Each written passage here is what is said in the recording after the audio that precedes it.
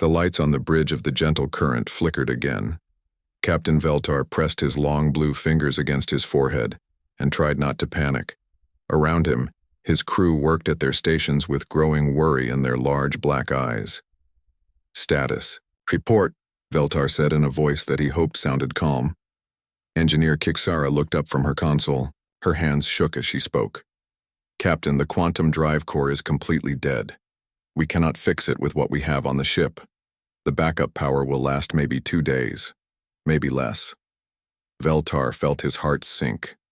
2 days. They had 50,000 people on the ship, families who had lost their homes when their planet started dying, children who had never known any world but this ship, old ones who just wanted to see a safe place before they died. What about the distress beacon? He asked. Communications. Officer Nixel turned around. Sir, we have been sending signals for 3 days. The closest Federation ship is the rescue vessel Morning Light, but they are still 18 days away from us. We will not last that long. Veltar walked to the big window at the front of the bridge. Outside, space looked empty and cold. No stars were close enough to give them hope. No planets they could reach. Just darkness all around their dying ship. Behind him, he could hear the quiet sounds of his crew trying to find answers that did not exist. They had checked everything twice. The drive core had been damaged when they escaped their dying world. They had pushed it too hard, and now it was broken beyond repair. Sir, Kixara said softly, there might be one option. Veltar turned around. Tell me. The Outer Rim territories. There are ships out there that patrol the border zones. They might be close enough to help us. Federation ships? Veltar asked, though he already knew the answer. No, sir. Human ships. The bridge went quiet. Everyone knew about humans. The Federation called them Deathworlders. They came from a planet, so dangerous that most species would die there in hours. The Federation said humans were violent and unpredictable. They said humans could not be trusted. Captain, Nixel said quietly, the Federation warns all member species to avoid contact with humans. They say humans are dangerous. Veltar looked around at his crew. These were good people. They had worked hard to save their families and their people. They deserved better than to die in empty space because their leaders were too proud to ask for help. How dangerous could they be, he asked. More dangerous than letting 50,000 people die? Nobody answered. They all knew he was right. Can we reach human communication channels? Veltar asked. Nixel worked at his station for a few minutes. Yes, sir. I can send a message on the frequencies that human ships use. But, sir, what if the stories about them are true? What if they decide to attack us instead of help us? Veltar thought about this. In the lower levels of the ship, families were already starting to worry about the failing power. Soon, the air recycling systems would begin to fail. Then the heat would go away. Then people would start to die. If we do nothing, we all die anyway, he said. At least this way, there is a chance. He sat down in his captain's chair and took a deep breath. Open a channel on all human frequencies. Nixel worked at his console. After a moment, he nodded. Channel open, sir. Veltar had never spoken to a human before. He did not know if they would even understand him. But he had to try. This is Captain Veltar of the Zephyrian vessel Gentle Current, he said, speaking slowly and clearly. We are a civilian transport carrying 50,000 refugees. Our engines have failed, and our life support is failing. We need immediate help. Any ship that receives this message, please respond. We have children on board. Please help us. He nodded to Nixel, who closed the channel. Now what? Kixara asked. Now we wait, Veltar said. And we hope. The hours passed slowly. The ship's lights grew dimmer as power was directed to life support. In the lower levels, people started asking questions. Why had the ship stopped? Moving? When would they reach their new home? Veltar did not have good answers for them. He stayed on the bridge, watching the communication console. Every few minutes, Nixel would check the channels. But there was nothing. Just empty space talking. Back to them. Maybe they did not receive the message, Kixara suggested after 6 hours. Maybe they do not care, said another crew member. Veltar did not want to think about that. He had heard the stories about humans, but he had also heard stories about their ships. They were fast and strong. If humans wanted to help, they could reach the gentle current in time. The question was, did they want to help? As the hours passed, more systems began to fail. The food preparation areas shut down to save power. The entertainment systems went dark. People began to crowd into the common areas where it was warmer. Veltar made an announcement to the ship. He told them about the distress call. He did not tell them who he had called. "We are not alone out here," he said over the ship's communication system. "Help is coming. We just need to hold on a little longer." He hoped he was telling the truth. 12 hours after the first message, Veltar was still on the bridge. He had not slept. His crew took turns resting, but someone always stayed to watch the communication console. The ship was getting colder. People were starting to get sick. The air was becoming stale as the recycling systems worked harder with less power. Veltar was beginning to think that maybe the stories about humans were right. Maybe they really were too dangerous to care about helping others. Maybe they had received the message and decided to ignore it. Then the communication console made a sound. Nixel looked up with wide eyes. "Sir, we are receiving a response." Veltar felt his heart start beating faster. "Put it on speakers." The voice that came through was strange and rough, but the words were clear. "Zephyrian vessel Gentle Current. This is Captain Jake Morrison of the human ship Iron Wolf. We have received your distress call. We are changing course to reach you. Hold on. Help is coming." For the first time in days, Veltar smiled. Captain Jake Morrison stood at the center of the Iron Wolf's bridge and listened to the alien distress call for the third time. The voice was strange and musical, but the fear in it was something any person could understand. "Lisa, what do we know about this ship?" he asked his second-in-command. Lieutenant Commander Lisa Hayes looked at her screens. "It's big, sir. Really big. The energy readings suggest it's about 3 kilometers long. That's bigger than anything in our fleet." 50,000 people, Morrison said quietly. "That's more than most of our colonies." Chief Engineer Pete Johnson walked onto the bridge. "Captain, I've been thinking about their drive problem. If their quantum core is dead, they're not going anywhere without major repairs." Morrison nodded. He had been in space for 20 years and he knew the rules. When someone sent a distress call, you answered it. It did not matter if they were human or alien or something else. People in trouble deserved help. "Set course for their position," he ordered. "Best speed."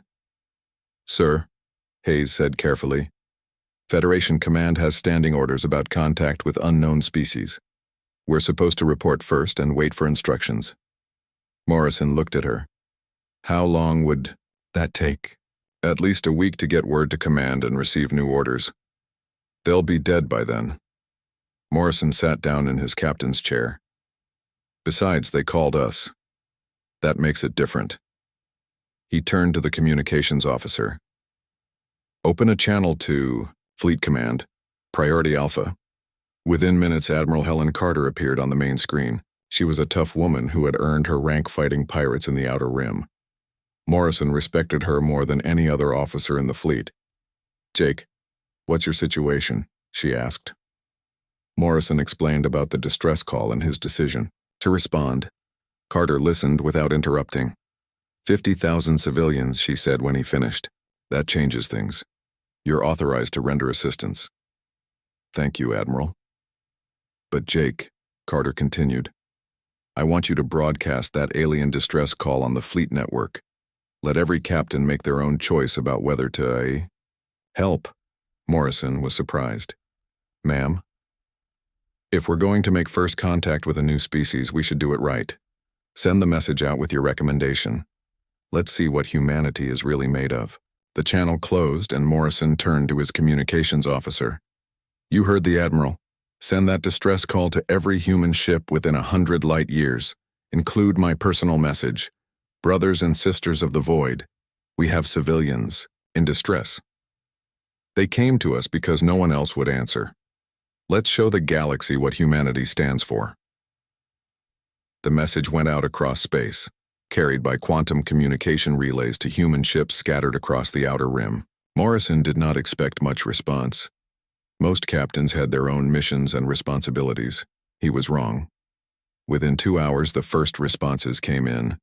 Captain Rick Davis of the merchant convoy Blue Star changed course immediately, even though he was carrying medical supplies to human colonies that needed them. "We'll be there in 18 hours, Davis sent. "We're not military, but we have repair equipment and extra power cores." Captain Amy Rodriguez of the heavy cruiser knew. Boston was next. "Changing course now. We have manufacturing facilities and enough raw materials to build whatever they need." Then came more. The medical ship Mercy under Dr. Chris Thompson. The supply ships Desert Storm and Prairie Wind. Even small civilian vessels like mining ships and research boats began changing course. Morrison watched the responses come in and felt something he had not expected. Pride. Not the kind of pride that came from winning battles, but the kind that came from knowing you were part of something. "Good. Captain," Hayes said, "I'm reading 47 ships that have acknowledged the distress call and changed course. More are still responding." Morrison smiled. 47 ships for people they've never met. "Sir, some of these ships are coming from really far away. The cargo hauler Big Sky is 3 days out, but Captain Dana White says she's coming anyway." The Iron Wolf continued toward the alien ship at maximum speed. Morrison used the time to prepare his crew for what might be the most important mission of their lives.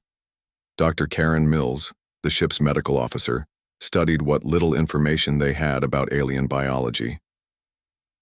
"We don't know anything about their medical needs," she told Morrison. "For all we know, our medical supplies could poison them." "Do your best," Morrison said. "That's all anyone can ask." Engineer Johnson worked with his team to prepare emergency repair equipment. "Captain, we don't know how their technology works. We might not be able to help them at all." "We'll figure it out," Morrison said. "We always do." As the hours passed, more ships joined what was becoming the largest rescue operation in human history. The flagship Thunder Bay with Admiral Carter herself on board, the fast attack ships Hawk and Eagle, even the deep space research vessel Explorer, changed course to help. Morrison received a call from Federation monitoring stations demanding to know why so many human ships were moving toward the same coordinates. He gave them the simple truth. They were answering a distress call. The Federation officials were not happy. They wanted to know why humans had not reported the contact first. They wanted guarantees that this was not some kind of military operation. Morrison ignored most of their complaints. He had civilians to save. 20 hours after the first distress call, the Iron Wolf dropped out of faster-than-light travel at the coordinates the alien ship had provided. Morrison and his crew stared at the main screen in amazement. The gentle current was beautiful in a way that human ships never were. It was long and curved like a living thing, with soft lights running along its hull. It looked more like art than like a machine. It also looked hurt. Dark sections showed where power had failed. Parts of the hull were damaged from whatever had happened to their drive core. "Sir," the communications officer said, "we're receiving a signal from the alien vessel. Put it through." The voice that came through the speakers was the same one from the distress call, but now it sounded amazed rather than frightened. "Human ship, this is Captain Veltar of the Gentle Current. Are you really here to help us?" Morrison smiled. "Captain Veltar, this is Captain Morrison of the Iron Wolf. We're here to help, and we're not alone." As if summoned by his words, more human ships began dropping out of faster-than-light travel around them. First one, then 5, then dozens. They came from every direction, forming a protective circle around the alien vessel. Morrison could hear the alien captain talking to his crew in their own language. The tone sounded like wonder and disbelief. "Captain Morrison," Veltar said finally, "how many ships have come?" Morrison looked at his tactical display. Ships were still arriving. The counter showed 63 vessels and climbing. "All of them," Morrison said. "Every ship that could make it. We're going to get you home, Captain, that's a promise. For the first time since receiving the distress call, Morrison heard something new in the alien captain's voice. Hope.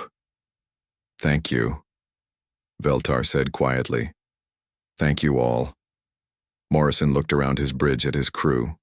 They were smiling, and he knew why. This was what they had joined the service for. Not to fight wars or claim territory, but to help people who needed it. All right, people, he said. Let's get to work. Captain Morrison looked at the alien ship on his main screen and felt a mix of wonder and worry. The gentle current was like nothing he had ever seen. It was huge and graceful, but clearly damaged. Dark patches showed where systems had failed, and parts of the beautiful hull looked scarred. Captain, Lieutenant Commander Hayes said, we're getting life sign readings from the alien ship. The numbers are incredible. There really are about 50,000 people on board. Morrison nodded. What about their condition? Dr. Mills looked up from her medical scanners. I'm reading elevated stress indicators across the ship. Many individuals show signs of illness, probably from poor air quality and temperature problems. If we don't act fast, people are going to start dying. Open a channel to the gentle current, Morrison ordered. The alien captain's face appeared on the screen for the first time. Captain Veltar was tall and thin with blue skin and large black eyes. His face was similar enough to human faces that Morrison could read the worry and hope there. Captain Morrison, Veltar said, I must ask you something important. My people have been told that humans are dangerous, that you come from a death world and cannot be trusted. I need to know your intentions. Morrison thought carefully before answering. Captain Veltar, I won't lie to you. Earth is a dangerous place and humans have fought wars. But we have a rule that goes back thousands of years. When someone is in trouble at sea, you help them. Space is just a bigger ocean. Veltar seemed to consider this. You have brought so many ships. Are they all here to help? Yes, sir. Every captain here volunteered to come. We're going to get your people to safety. There was a long pause. Morrison could see Veltar talking to his crew in their own language. Finally, the alien captain turned back to the screen. We accept your help, Captain Morrison. What do you need from us? Permission to come aboard your ship and assess the damage. We'll need to send repair teams and medical personnel. Veltar looked nervous. You want to come aboard our ship?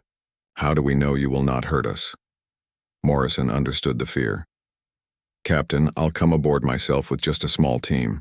If we meant you harm, we wouldn't need to trick you. We could have attacked already. After another discussion with his crew, Veltar agreed. Dr. Mills prepared her medical kit while Engineer Johnson gathered repair equipment. Morrison selected a small team of his most experienced and calm crew members. He knew that first impressions would matter a lot. The transport shuttle flew across space between the two ships. Morrison watched through the window as they approached the Gentle Current's docking bay. The alien ship was even more impressive up close. Sir, said Pilot Lieutenant Tony Garcia, their docking bay is designed differently than ours, but I think I can manage a safe landing. The shuttle touched down gently inside the alien ship. Morrison and his team put on their environment suits and stepped out onto the deck of an alien vessel for the first time in human history. The Zephyrians were waiting for them. Morrison could see the fear in their large eyes, but also curiosity. He removed his helmet slowly, showing his face. I am Captain Morrison, he said clearly. We are here to help. Captain Veltar stepped forward. He was taller than Morrison had, expected maybe 7 feet high, but his movements were graceful and careful. I am Veltar. Welcome aboard the Gentle Current. The two captains looked at each other for a moment. Then Morrison extended his hand, palm up, in what he hoped was a non-threatening gesture. Veltar slowly reached out and touched Morrison's hand with his own long fingers. The alien's skin was warm and soft. Your ship is beautiful, Morrison said, honestly. For the first time, Veltar smiled. It was a strange expression on his alien face, but unmistakably friendly. Dr. Mills stepped forward. Captain Veltar, I am Dr. Mills. May I examine some of your people who are sick? I want to learn how to help them without causing harm. Veltar led them through the ship. Morrison was amazed by what he saw. The corridors were wide and curved, with soft lighting that seemed to come from the walls themselves. Art decorated the surfaces, showing scenes of the alien homeworld. But he also saw the problems. The air was too cold and had a stale smell. People huddled together in groups, sharing warmth and comfort. Many looked sick and weak. "How long since your drive failed?" Morrison asked. 4 days, Veltar replied. "We have been running on emergency power." In the medical bay, Dr. Mills met with the Zephyrian doctors. Despite the language problems, they quickly began sharing information about alien biology and human medical techniques. "Captain," Dr. Mills called Morrison over, "their basic biology is similar enough to ours that some of our medicines might work, but we'll need to be very careful about dosages." Engineer Johnson was examining the ship's power systems with Zephyrian engineers.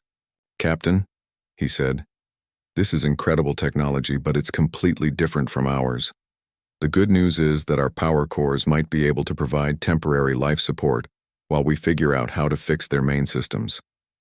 Morrison used his communicator to contact the Iron Wolf. "Hayes, I need you to coordinate with the fleet. We need power transfer equipment, life support boosters, and medical supplies that won't harm alien biology." "Already on it, sir," Hayes replied. "The supply ships are preparing care packages. Captain Rodriguez says the new Boston can provide enough power to run life support for the entire alien ship." Over the next several hours, human teams began working throughout the gentle current. They moved carefully and respectfully, always, asking permission before entering new areas. The Zephyrian civilians watched the humans with growing amazement. These were supposed to be dangerous Deathworlders, but they saw humans working gently with sick children and elderly aliens. They saw human engineers sharing their food with hungry Zephyrian workers. Morrison found himself in the ship's observation deck with Veltar, looking out at the human fleet surrounding them. "I do not understand," Veltar said quietly. "We were told humans were violent and selfish. But you risk your ships and your people for strangers." Morrison looked out at the stars. "Captain, I won't pretend humans are perfect. We do fight wars and we can be violent when we need to be. But we also believe that all thinking beings deserve a chance to live and be happy. When someone calls for help, we answer." "Even enemies?" Veltar asked. "You're not our enemies," Morrison said. "You're people in trouble. That makes you our responsibility." Veltar was quiet for a long time. "The Federation Council told us to avoid humans because you were too dangerous to trust. But they did not come when we called for help." "Maybe they were busy," Morrison said, not wanting to criticize the alien government. "Maybe," Veltar said, but he did not sound like he believed it. Throughout the ship, small miracles were happening. Human medics were learning to treat alien patients. Zephyrian children were playing games with human crew members despite the language barrier. Engineers from both species were working together to solve impossible problems. Morrison received regular reports from his team leaders. The power situation was improving. Medical supplies were helping sick Zephyrians recover. Most importantly, hope was returning to the refugee ship. "Captain," Johnson called over the communicator, "I think we figured out how to get their main drive working again. It's going to take some creative engineering, but the new Boston has the manufacturing capability we need." Morrison smiled. "How long?" "Give us 2 days of round-the-clock work, and we should be able to get them moving again." Morrison looked at Veltar. "Captain, it looks like we're going to get you home after all." Veltar's large eyes filled with what Morrison realized were tears. "Captain Morrison, how can we ever repay you for this?" Morrison put his hand on the alien's shoulder. "Just remember us kindly, Captain, that's payment enough." The work began before dawn on the human ships, though there was no real dawn in the darkness of space. Captain Morrison stood in the gentle current's main engineering section, watching human and Zephyrian engineers work side by side on what should have been an impossible task. Chief Engineer Pete Johnson wiped sweat from his forehead as he studied the alien drive core. The massive device was beautiful in its own way, with curved surfaces that seemed to flow like water, but it was also completely dead. "Captain," Johnson said, "this technology is like nothing we've ever seen. They grow their components instead of building them. The quantum core is more like a living thing than a machine." "Can we fix it?" Morrison asked. Johnson grinned. "We can't fix their technology, but we can make our own work with it. It won't be pretty, but it'll get them home." Around them, teams of human engineers worked with tools and equipment that had been transported from a dozen different ships. The heavy cruiser New Boston had manufacturing facilities that could build almost anything. The supply ships brought raw materials. Even the small civilian vessels contributed spare parts and equipment. Commander Tony Garcia led a team of structural engineers who were literally rebuilding sections of the ship's power grid. "We're replacing their bio-grown circuits with our standard power cables," he explained to Morrison. "It's like performing surgery with a welding torch, but it's working." Dr. Mills had set up a medical station in one of the ship's common areas.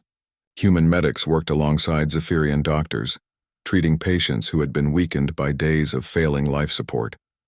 "The children are responding well to treatment," Dr. Mills reported. "Their biology is similar enough to ours that our medicines work, just at different doses. The elderly are having more trouble, but they're stable now." Morrison watched a human medic named Cortman Lisa working with a young Zephyrian child who had been sick from breathing bad air. Despite not speaking the same language, the medic and child were communicating through smiles and gentle touches. "Doctor," Morrison said quietly, "what's your professional opinion about these people?" Dr. Mills looked around at the Zephyrians, who filled the common area. "They're peaceful, Captain, completely nonviolent. Their society seems to be built around cooperation and caring for each other. In some ways, they're more civilized than we are." "And yet the Federation calls us the dangerous ones," Morrison said. "The real miracle was happening in the engineering sections. Human manufacturing techniques designed to work in the harsh environments of space and dangerous planets were proving incredibly adaptable." Supply Officer Nancy Clark coordinated the massive logistics operation.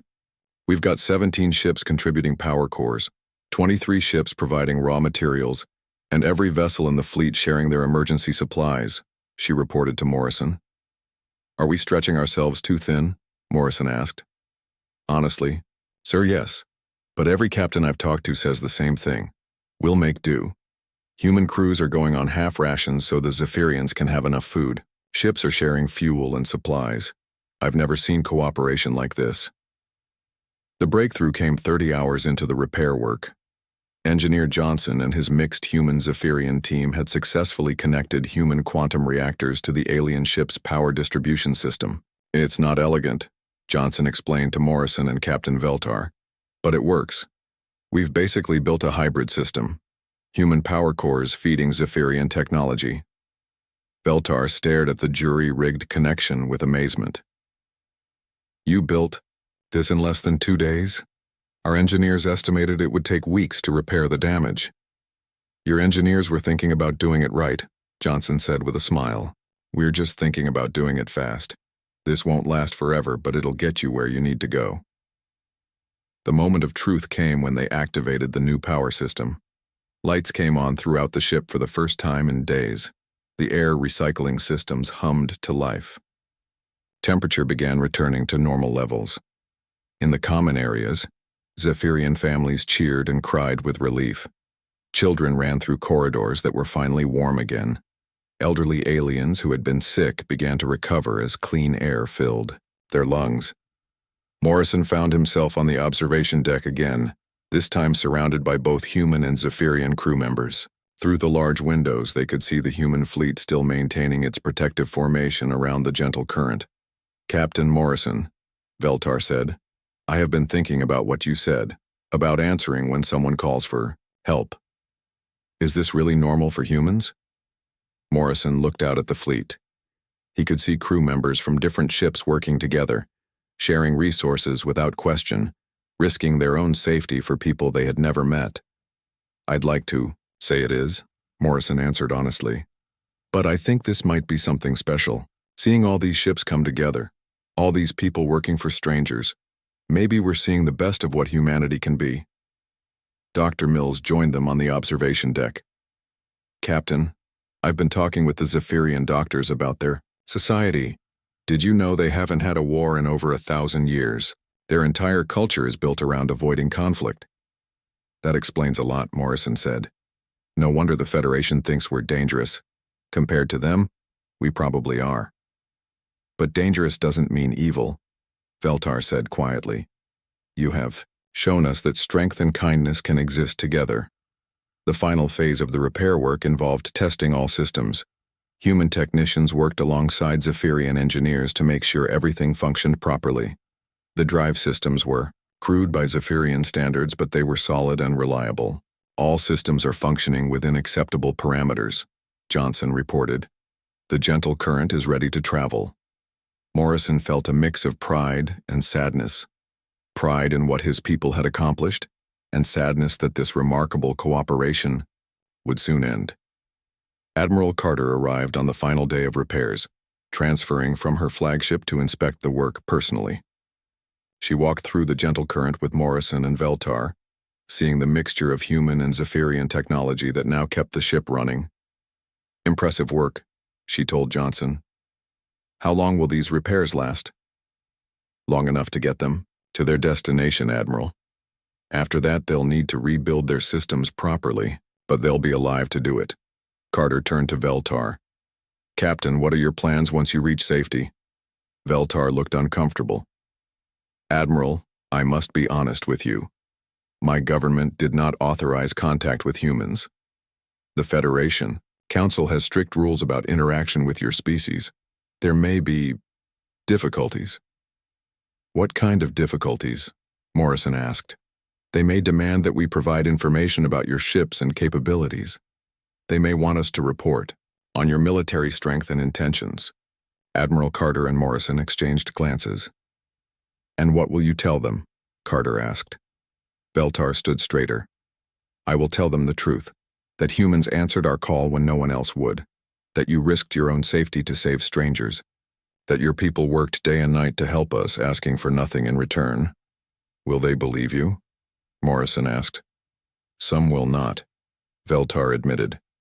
But 50,000 of my people witnessed what happened here. That will be harder for the Council to ignore. As the gentle current prepared for departure, small ceremonies took place throughout the ship. Human crew members exchanged gifts and contact information with Zephyrian friends they had made. Children from both species had learned to play games together despite language barriers. Morrison stood on the bridge of the Iron Wolf, watching the final preparations. The human fleet was beginning to disperse, ships returning to their original missions and destinations.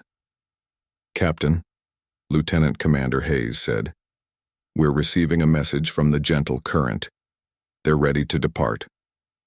Captain Veltar's face appeared on the screen one last time. Behind him, Morrison could see Zephyrian crew members and several human technicians who had volunteered to accompany the ship partway to ensure the repairs held. Captain Morrison, Admiral Carter, and all the brave humans of this fleet, Veltar said, we will never forget what you have done for us. You have shown us that the galaxy is not as cold and empty as we thought. There are still people who believe that life is precious and worth protecting. Admiral Carter responded for the fleet. Captain Veltar, it was our honor to help. Safe travels to you and your people. The gentle current began to move, slowly at first, then with growing confidence. The hybrid human Zephyrian drive system worked perfectly, pushing the great ship toward home and safety. As Morrison watched the alien vessel disappear into faster-than-light travel, he knew that something important had changed in the galaxy. Word of this rescue would spread. Other species would hear that humans had risked everything to save strangers. Maybe the galaxy wasn't ready for that truth yet, but it was a beginning. The gentle current arrived at Zephyrian space 3 days later. Captain Veltar stood on his bridge watching his homeworld grow larger on the main screen. The planet was beautiful, with blue oceans and green continents, but he knew it was dying. That was why his people had to leave. Captain, his communications officer said, we are receiving signals from the orbital stations. They want to know why we are late and they are asking about the human modifications to our ship. Veltar sighed. The hybrid human Zephyrian systems were impossible to hide. Human power conduits ran along the corridors like metal vines. Human-built components hummed with a different sound than Zephyrian technology. "Put me through to the council," he said. The face of High Counselor Rixon appeared on the screen. The old Zephyrian's expression was stern and worried. "Captain Veltar, explain your delay. Our sensors show that your ship has been modified with unknown technology. Counselor, our drive core failed in deep space. We sent distress calls, but no Federation ships could reach us in time. We would have died if not for..." "If not for what?" Veltar took a deep breath. "If not for the humans who answered our call." The counselor's face went pale. "You made contact with the Deathworld species? Without authorization? Captain, do you understand what you have done?" Before Veltar could answer, his communications officer interrupted. "Sir, we are receiving a priority message from Federation. Command." Admiral Kethmos of the Federation appeared on a second screen. His expression was even angrier than the counselor's. "Captain Veltar, Federation monitoring stations detected massive human fleet movements in your area. You will immediately provide a full report on all human ship capabilities, crew numbers, and military technologies you observed." Veltar looked between the two screens. Both leaders were demanding information, but neither had asked the most important question. "With respect, Admiral Counselor," Veltar said carefully, "should we not first be grateful that 50,000 Zephyrian civilians are alive?" "Of course we are grateful," Counselor Rixon said quickly. "But you must understand the larger implications. Contact with humans threatens our relationship with the Federation." Admiral Kethmos leaned forward. "Captain, the humans may have helped you, but that does not change the fact that they are dangerous. They come from a death world. Their society is built on violence and competition. We need to know everything about their military capabilities." Veltar felt anger rise in his chest. These leaders had not been there. They had not seen human doctors working gently with sick Zephyrian children. They had not watched human engineers work without sleep to save strangers. "Admiral," he said quietly, "what military capabilities would you like to know about? How they shared their food with our hungry people? How their doctors learned our biology in hours to save our sick? How they gave their own power cores to keep us alive?" "Captain," the Admiral said sternly, "you will provide tactical data on their ships and weapons." "I saw no weapons," Veltar lied smoothly. "They came as rescuers, not as conquerors." This was not entirely true. The human ships clearly had defensive weapons, but they had never been displayed threateningly. Veltar saw no reason to help the Federation plan attacks on people who had saved his life. "Impossible," Admiral Kethmos said. "No species ventures into deep space without weapons." "Then perhaps you should ask yourself why they never showed them to us," Veltar replied. Before the Admiral could respond, Veltar's communications officer made an announcement that changed everything. "Captain, we are receiving a message being broadcast across all Zephyrian communication networks. It appears to be testimonials from our passengers." On screens throughout Zephyrian space, the faces of refugees from the gentle current began appearing. Old ones and young ones, families and individuals, all telling the same story. "The humans came when no one else would," said an elderly Zephyrian woman. "They worked day and night to save us. Human doctors took care of my sick child," reported a father. "They learned our medicine in hours and asked for nothing in return." "I was afraid when I first saw them," admitted a young Zephyrian engineer. "But they worked alongside us as friends. They shared their knowledge and their food." The testimonials continued for hours. 50,000 witnesses to human compassion and skill. Personal accounts that could not be dismissed or ignored. Veltar watched the Admiral's face grow darker with each testimony. Finally, Kethmos spoke. "Captain, you will report to Federation Command immediately for debriefing. These testimonials are clearly the result of human psychological manipulation." "Psychological manipulation?" Veltar felt his calm breaking. "Admiral, with respect, you are speaking about people who saved our lives. You are naive, Captain. The humans clearly planned this rescue to make themselves appear heroic. They probably caused your drive failure in the first place. That was too much." Veltar stood up from his captain's chair. Admiral, I was there. I saw what happened. The humans had nothing to gain from helping us except the knowledge that they had done the right thing. If you choose to interpret that as manipulation or deception, perhaps the problem is not with the humans. The connection to Federation Command went dead. Admiral Kethmos had ended the call. Counselor Rixon remained on the other screen, but his expression had changed. Instead of anger, Veltar saw worry and confusion. Captain, the counselor said quietly, the Federation is demanding that we turn over all data about the human ships and that we publicly denounce the rescue as a human trick. And what do you think we should do? Veltar asked. The counselor was quiet for a long moment. I think we should consider what kind of people answer a stranger's call for help, and what kind of people get angry when someone is helped. Over the following days, the story of the human rescue spread throughout the galaxy. The Federation tried to suppress the testimonials, but the truth was too big to hide. 50,000 witnesses had seen human compassion in action, on human ships. Throughout the Outer Rim, captains began receiving quiet messages. Other species, speaking carefully and secretly, asking if the stories were true. Asking if humans really did answer distress calls from anyone who needed help. Captain Morrison received one such message while the Iron Wolf was on patrol near the border territories. Human ship, this is Captain Nevok of the Altarian freighter. Sunset Dream. We have heard stories about your people helping those in need. Our cargo ship has engine problems, but our government forbids us from requesting Federation assistance because of political disputes. Would you help us? Morrison smiled and gave the same answer he had given to Captain Veltar weeks earlier. Captain Nevok, this is Captain Morrison. We have received your distress call. We are changing course to reach you. Hold on. Help is coming. Bakio, rescue of the Gentle Current had been just the beginning. Meanwhile, in Federation space, Admiral Kethmos sat in his office reviewing reports from across the galaxy. More and more ships were quietly requesting human assistance. More testimonials were appearing, describing human kindness and skill. A junior officer brought him the latest intelligence report. Sir, our monitoring stations are detecting increased human patrol activity in the Outer Rim territories.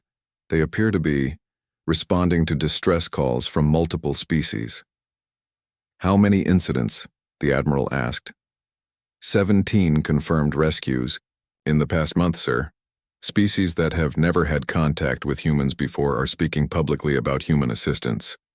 Admiral Kethmos stared out the window of his office at the stars beyond. For centuries, the Federation had maintained order by keeping different species separated and suspicious of each other.